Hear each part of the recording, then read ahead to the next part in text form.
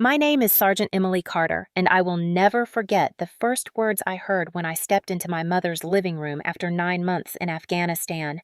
My sister Jessica looked up from her phone, met my eyes, and said, "I took his life."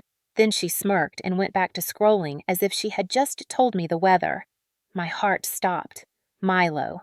My cat. My only constant in a world of deployment's desert heat and lonely barracks was gone, and my little sister had just admitted to killing him like she was commenting on a movie. Before I could breathe, my mother's voice came from the kitchen, calm and dismissive. "Your sister had her reasons. Just deal with it." I had faced roadside bomb sniper fire and nights so dark I could not see my own hands, but nothing prepared me for the gut punch of those words. The cab ride from the base had been filled with images of Milo bounding toward me the moment the door opened. I could almost hear his meow, feel his soft orange fur against my cheek. He had been mine since I was 20, rescued from a shelter the week I finished boot camp. He had seen me through my first overseas tour, my first heartbreak, the long nights when the Army felt less like service and more like survival. I had left him in my mother's care, believing she would protect him like family. That belief shattered in seconds. When my boots hit the porch earlier, I had noticed the lawn overgrown the gate, crooked the porch light dead. I brushed it off, thinking they had just let things slide. Inside, the chemical bite of bleach burned my nose. Jessica was sprawled on the couch in sweatpants, sipping soda, her legs thrown over the armrest like she owned the place. There was no sign of Milo, no food bowl, no scratching post, no faint jingling of his collar. I dropped my duffel and asked where he was. "Gone," she said. "Gone where I pressed already, feeling the edges of fear closing in." "I took his life," she repeated slower this time, as if savoring my reaction. My mother stepped into view, wiping her hands on a dish towel, eyes on me like I was the one who had done something wrong. "We are not going to make a big scene over a cat, Emily. You just got back and your sister is dealing with a lot." My chest felt tight. My training told me to control my breathing, but my pulse was roaring in my ears. The people who were supposed to have my back had not only failed me, they had destroyed the one thing I could count on. Out there in Afghanistan, I had counted days on the calendar, each X bringing me closer to home, closer to Milo. Now, home felt hostile, poisoned. I stood there in my uniform dust from the desert, still clinging to the fabric, realizing I had walked into a different kind of battlefield, one where the enemy shared my last name. This was not about a cat, not really. This was about years of control, favoritism, and cruelty dressed up as family loyalty. And if they thought I was going to deal with it, they were about to find out just how wrong they were. I was born into a house where responsibility was a one-way street, and I was the only one walking it. My father died when I was 9, a sudden heart attack that left my mother Linda to raise me and my younger sister Jessica. From the start, she made it clear that I was the strong one, the reliable one, the one who would pick up the slack while Jessica was allowed to drift. Mom called it protecting her younger daughter. I called it enabling. Jessica never held a job longer than a few months, never paid a bill on time, and never faced the consequences of her messes because Mom was always there to smooth things over. By the time I was 18, I knew I needed out. I enlisted in the Army not just out of patriotism, but because it was the only path that promised distance structure and a paycheck that was mine. The discipline of basic training was brutal, but it was honest. You did your job, you earned respect. At home, it was the opposite. You could fail repeatedly and still be treated like royalty if you were Jessica. During my early years in the service, I came back for holidays and tried to pretend we were a normal family. But even then, the cracks were obvious. Mom would criticize my short hair, the way I stood too stiff, the fact that I did not wear makeup. Jessica would roll her eyes when I mentioned my work, as if deployment was just an extended vacation. The only one who greeted me without judgment was Milo.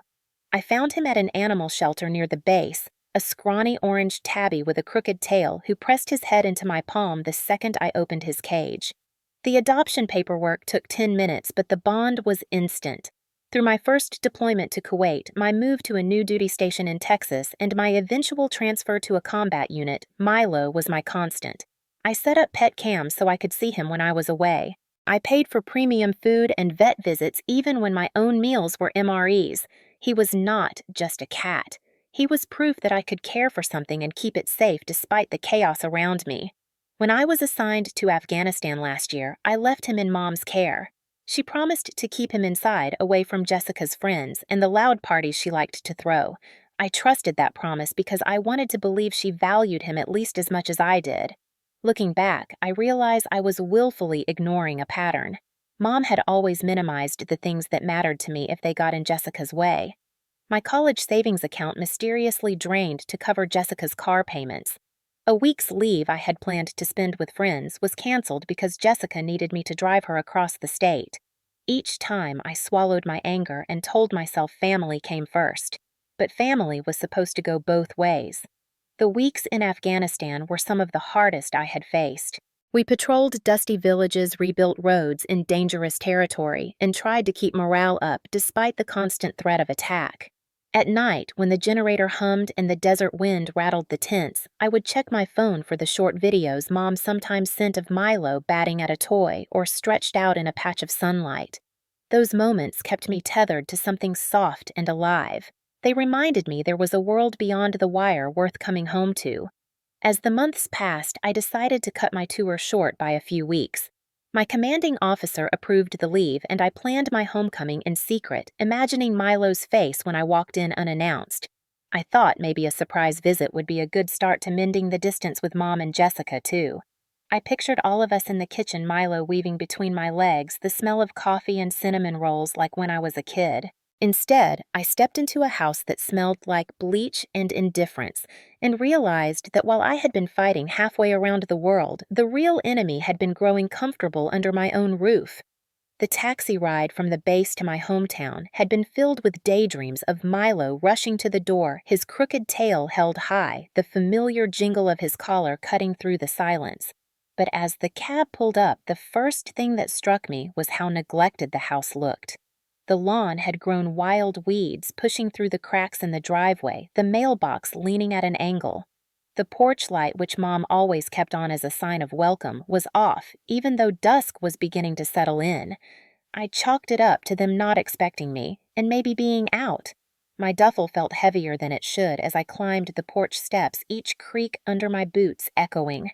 When I unlocked the door and stepped inside, the sharp, acrid smell of bleach hit me so hard it made my eyes sting. The familiar scent of coffee and cinnamon that usually lingered in the air was gone, replaced by something sterile and unfriendly. My eyes swept the living room, automatically searching for Milo's bed by the couch, his toys in the corner. Nothing. The room was almost too clean, as if someone had scrubbed away all traces of life. Jessica was sprawled on the couch phone in one hand, a can of soda in the other. She didn't look up when I walked in, didn't smile, didn't even flinch at the sight of her sister in uniform. I tried to keep my voice light when I asked where Milo was. She took a sip of her drink, set it down on the coffee table, and said flatly, "He's gone." The word hit me like a cold wave. Gone could mean anything. I asked. Gone where my voice was sharper this time. Jessica finally looked at me, her eyes bored, and said, "I took his life." For a second, I thought I had misheard her. My brain refused to connect the words to the reality I knew. Before I could say anything, Mom's voice came from the kitchen, calm and dismissive, like she was commenting on the weather. "Your sister had her reasons. Just deal with it."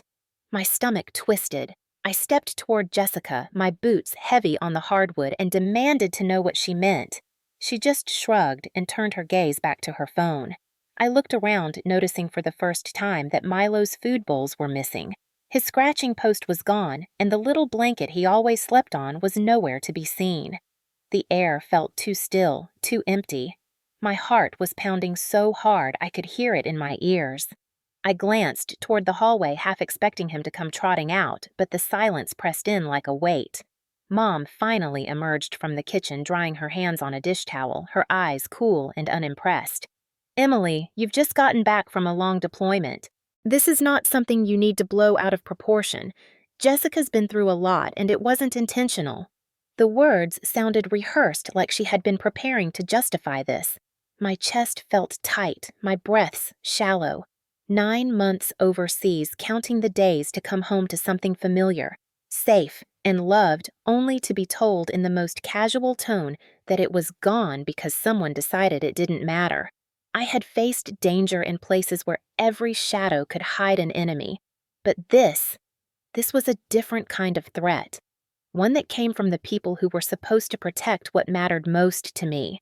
In that moment, I knew this wasn't just about Milo.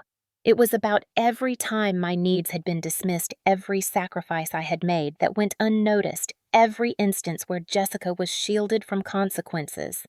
This was the moment the battlefield shifted from foreign soil to my own home. I tried to keep my voice steady as I pressed for details, but neither of them seemed interested in giving me a straight answer. Jessica rolled her eyes and muttered something about Milo scratching her new leather bag and knocking over a drink. She said it like she was describing a traffic ticket, not the end of a life. Mom folded her arms and stood behind her like a bodyguard, making it clear where her loyalty lay.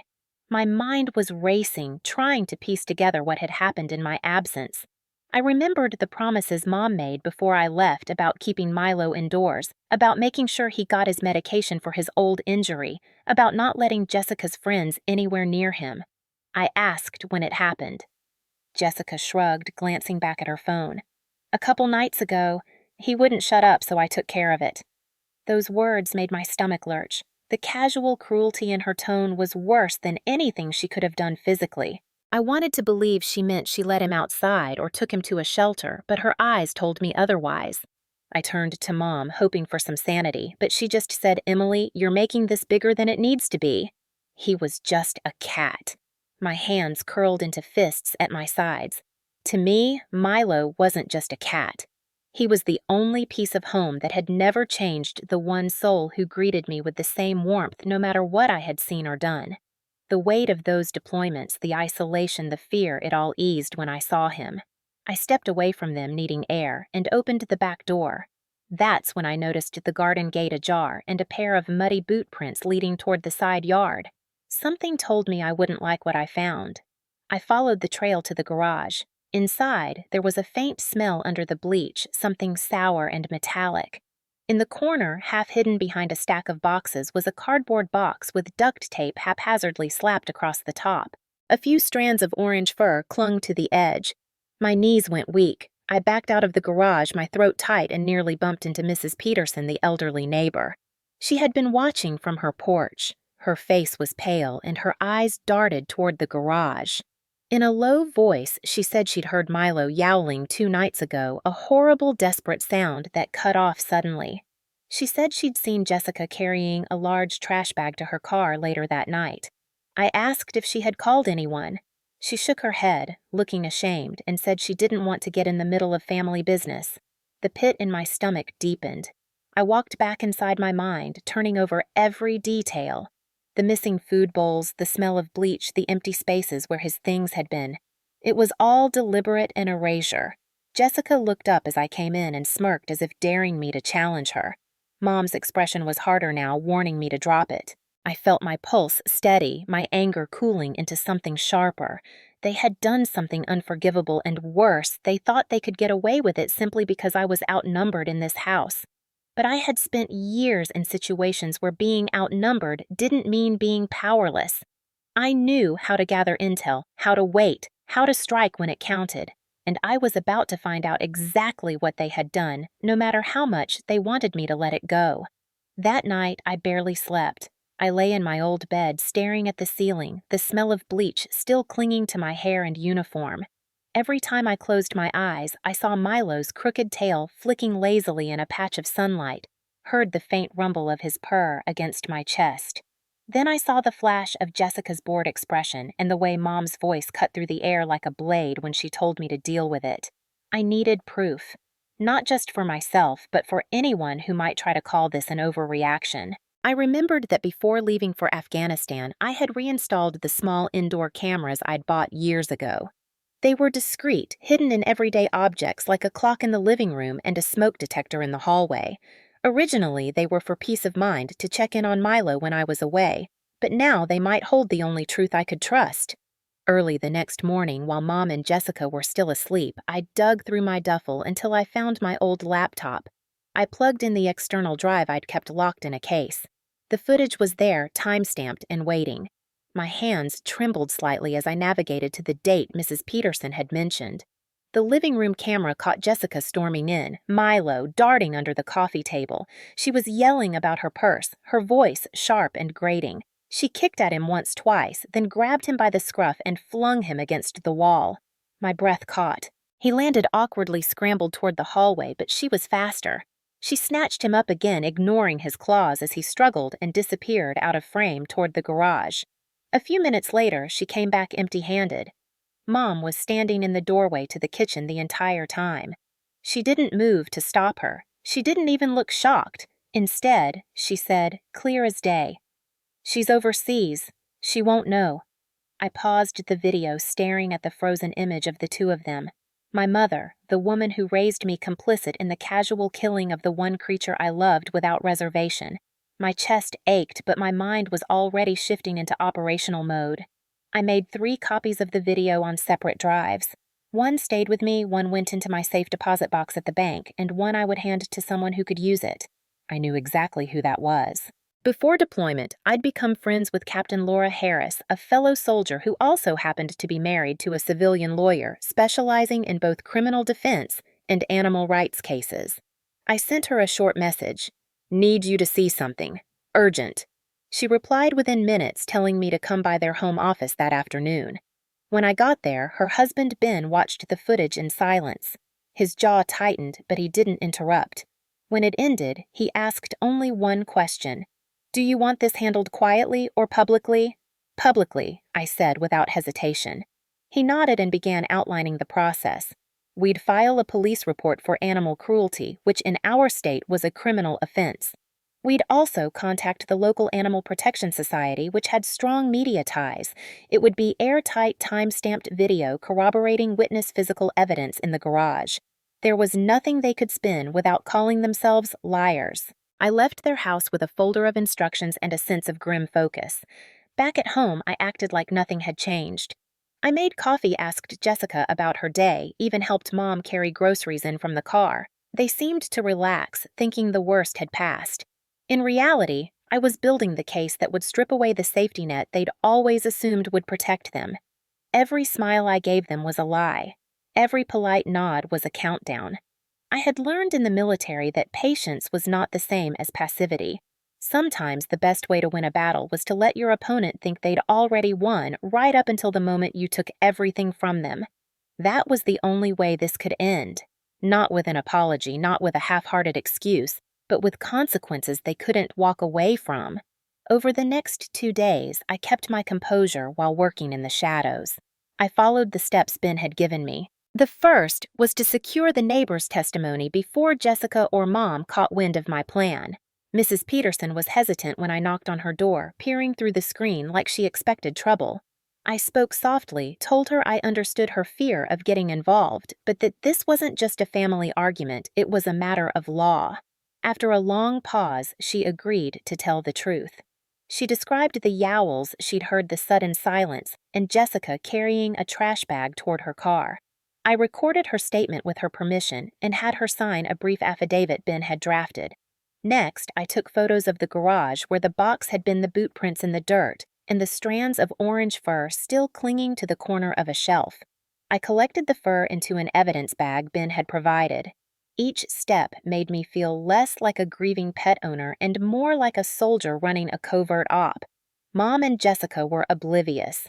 Jessica spent most of her time in her room blasting music or on the phone with friends. Mom busied herself in the kitchen and complained about bills loud enough for me to hear clearly, hoping I'd offer to help. I didn't bite. On the 3rd morning, I called the local police department and asked to speak to the officer assigned to animal cruelty cases. Officer Daniels listened patiently as I explained the situation and then asked if I had proof. When I told him I had time-stamped video and a witness, his tone changed from skeptical to serious. He set up a time to meet at the house that afternoon. I made sure I was alone when he arrived, leading him through the sequence of events, showing him the footage, handing over the witness statement and the evidence bag. His expression hardened as he watched Jessica throw Milo and heard Mom's voice in the background. He asked where they were now. I told him they were out shopping. He said he'd be in touch soon and left with the evidence, promising to refer the case to the district attorney immediately. As soon as the door shut behind him, I felt a flicker of satisfaction. The net was starting to close. That evening, Jessica and Mom returned with shopping bags and smug smiles, clearly enjoying whatever they'd bought. I sat at the kitchen table sipping coffee, letting them chatter about sales and new clothes. They didn't notice the tension in my shoulders or the way my eyes stayed on them, memorizing every detail for the moment the truth would land. That night, my phone buzzed with a message from Ben. The DA was reviewing the case, and a warrant for Jessica's arrest on misdemeanor animal cruelty was expected within 48 hours. If Mom was proven complicit, she could face a fine and a permanent mark on her record. I stared at the screen, my hands steady, my breathing slow. For the first time since stepping through that door and hearing Jessica's cold confession, I felt like I was back in control. In the military, we called it owning the terrain, knowing every angle, every movement, every possible outcome before the fight began. This was my battlefield now, and I was ready. 2 days later, the storm broke. I was in the kitchen pouring coffee when a knock came at the door, sharp and authoritative. Jessica, still in pajamas, shuffled over and swung it open. Officer Daniels stood there with another uniformed officer, a clipboard in hand, and a warrant in his pocket. Jessica's face shifted from confusion to annoyance to fear in the space of 3 seconds. He asked for her by name and read her the charge misdemeanor animal cruelty before stepping inside. Mom appeared from the hallway, her voice rising immediately.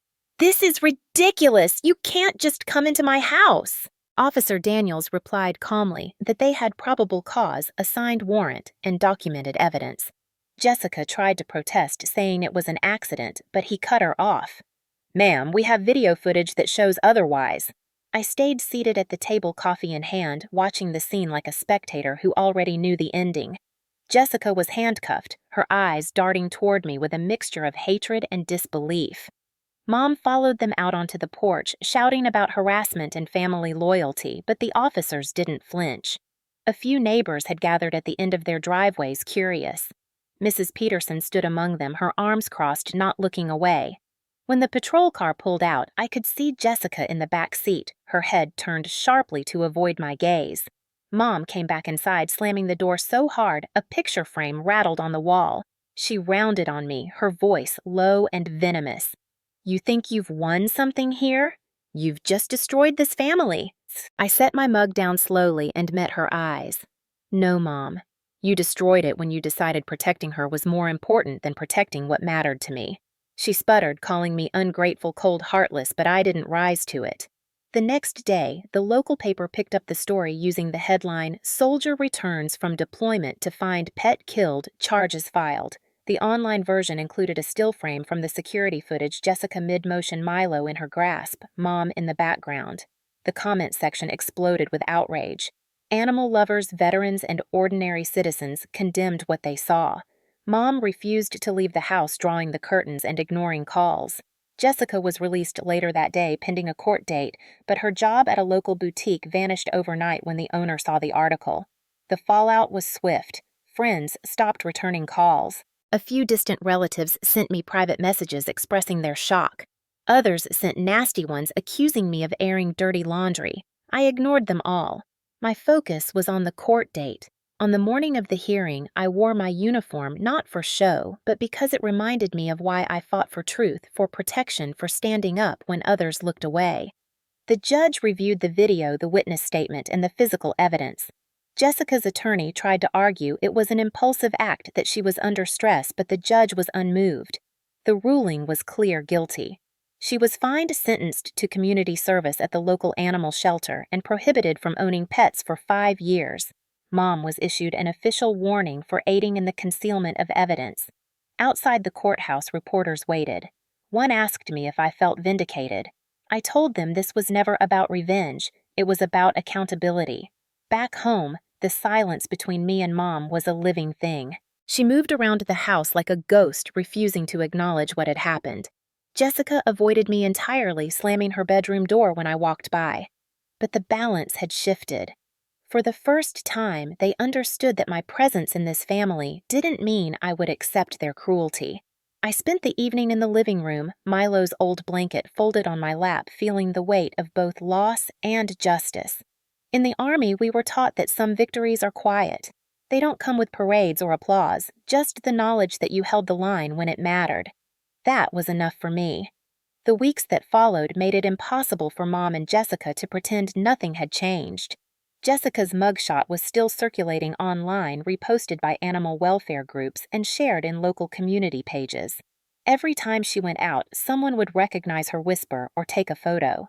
She stopped going to the grocery store altogether, leaving Mom to run errands alone. Mom's social circle shrank almost overnight. The women she used to gossip with over coffee at the diner now barely nodded in her direction.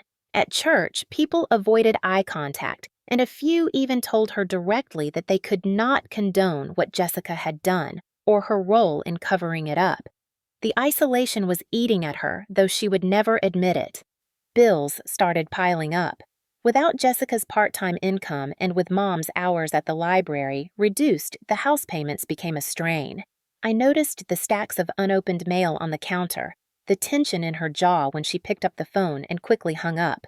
I stayed quiet, letting the consequences play out. Jessica's community service began the second week after sentencing. She had to clean kennels, feed animals, and spend long hours under the watchful eyes of shelter staff who knew exactly who she was.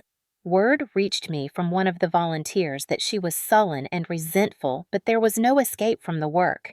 The same volunteers made sure the local paper got photos of her scooping litter boxes in an orange vest. They ran the pictures with captions about her conviction, ensuring the story stayed alive in the public's mind. The pressure mounted inside the house. Conversations between Mom and Jessica turned into whispered arguments behind closed doors. Doors slammed. Plates clattered in the sink. When I walked in, both would fall silent, their eyes hard and cold. But there was nothing they could say that would undo the reality we were living in. The power dynamic had shifted.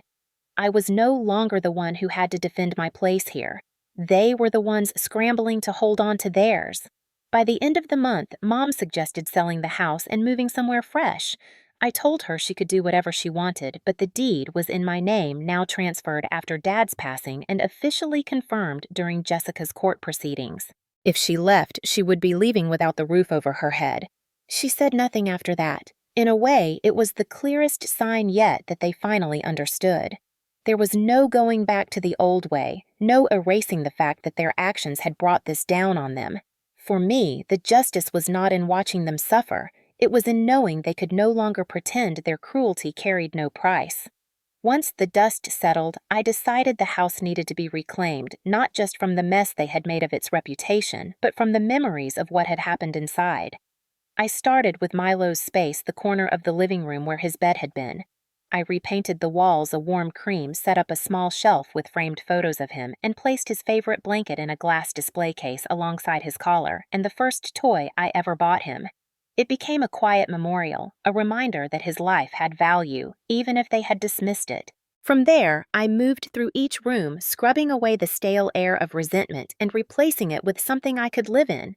In the spare bedroom, I built a cat-climbing wall and scratching posts in preparation for the 2 rescue cats I planned to adopt from the same shelter where Jessica served her community service. I met them during one of my visits to check in with the staff, a bonded pair of tabbies abandoned by their owner. Bringing them home felt like closing a loop, giving love back to the place Milo had once filled. The shelter director suggested I get involved in their fundraising events, especially since my case had drawn attention to animal welfare issues in the county. It sparked an idea. Using the small inheritance from Dad that I had been saving, I started the Milo Fund, a program dedicated to covering veterinary care for pets belonging to veterans and active duty service members. The first fundraiser was a simple community barbecue in the backyard, but word spread quickly. Local businesses donated supplies, and several fellow soldiers showed up in uniform to support me. Within weeks, we had enough to pay for multiple spay and neuter procedures and emergency care for 2 dogs. The fund became a way to turn my grief into something lasting, a form of service that felt as important as anything I had done overseas. Mom and Jessica stayed out of my way, barely speaking unless necessary. They watched me host meetings in the living room, coordinate adoptions over the phone, and load donations into my truck without offering help. I didn't ask for any. The distance between us was permanent now, a quiet boundary that required no explanation. My energy was focused forward on the animals I could save and the people I could help. Every evening, I would sit in the living room with the new cats curled in my lap, the memorial to Milo in sight, and feel a calm I hadn't known in years. The house was mine in more than name. It was finally a place where compassion outweighed cruelty and where I could honor what I'd lost by building something that would outlast all of us. Some nights, I would sit in the living room with a mug of tea, the two rescue cats curled together on the couch, and stare at the small memorial to Milo. I thought about all the places I had been, the battles I had fought, and how this quiet space felt like the most important victory of my life. I knew some people would never understand how the loss of a cat could change the course of someone's future, but it wasn't just about Milo. It was about every time my voice had been ignored, every sacrifice brushed aside, every dismissal of what mattered to me simply because it didn't matter to them. Now I had proof that I could stand my ground, that I didn't need to absorb their cruelty in silence. The Milo Fund continued to grow, attracting donations from strangers across the state, many of them veterans who knew exactly what it meant to have a loyal animal waiting at home. Each message I received reminded me that there was an entire community outside my family who valued the same things I did. The first annual fundraiser drew a crowd bigger than I ever expected. There were booths selling homemade crafts, local bands playing in the background, and a quiet moment where we read the names of pets who had been rescued in the past year. When I stood up to speak, I told the truth about Milo, not in graphic detail, but enough to explain why the fund existed. I ended with the words that had been etched into my mind since that day on the couch: family protects each other. And if they won't, then you protect yourself and those you love. The applause was warm and sustained, but what mattered most was the feeling in my chest, the certainty that I had turned something ugly into something good. Mom and Jessica never attended the events. I stopped inviting them after the first few months. It wasn't out of spite. It was simply because they had no place in what I was building. Over time, the calls and texts from them dwindled until they became rare and hollow. The house was quiet, but it was the kind of quiet that felt earned. On the anniversary of Milo's death, I visited his memorial, placed fresh flowers beside the display case, and whispered the same promise I'd made before leaving for Afghanistan to keep him safe. I couldn't undo what had happened, but I could make sure his memory lived in every animal the fund helped. Walking away from the corner, I felt the same steady calm I'd learned to hold in the field. Some people think battles are fought with weapons, but I had learned the most important ones are fought with resolve, with the refusal to back down when you know you're right. This was my victory, and no one could take it from me. A year after that day, the house no longer felt like a place of conflict, but like a headquarters for something meaningful.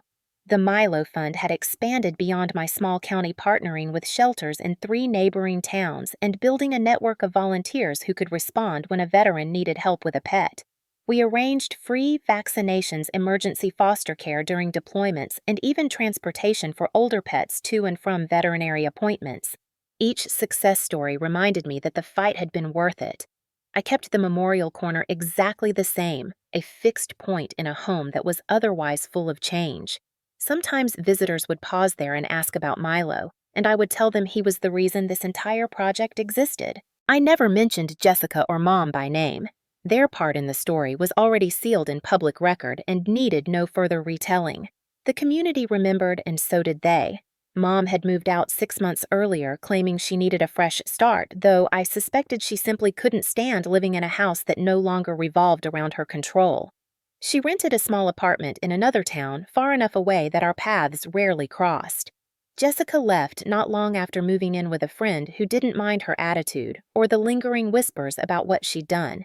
I didn't miss them. The absence was a relief. My focus stayed on the work. On Memorial Day, I hosted a small ceremony in the backyard. Folding chairs were arranged in neat rows, a table held photos of pets and their veteran owners, and in the center was Milo's picture framed in wood and surrounded by fresh daisies. I spoke about loyalty, about the importance of showing up when you're needed, about how family is not defined by blood, but by presence. The audience, a mix of veterans, shelter staff, and community members, listened in silence. When I finished, a retired Navy chief approached me, shook my hand, and said, "You stayed when it mattered. That's all anyone needs to know." His words stayed with me long after the chairs were folded and the yard was empty again. That night, I sat by the memorial with the new cats at my feet, looking out at the yard bathed in the soft glow of the porch light. I thought about the path from that first moment Jessica spoke those cold words to now about every choice that led here. I knew there would always be people who avoided responsibility, who hid behind excuses, but I also knew that I had learned how to strip their power away without raising my voice. In the end, I didn't just reclaim a home or win a legal case. I built something that would keep growing, something rooted in the belief that compassion is a kind of armor, and once you put it on, you never take it off.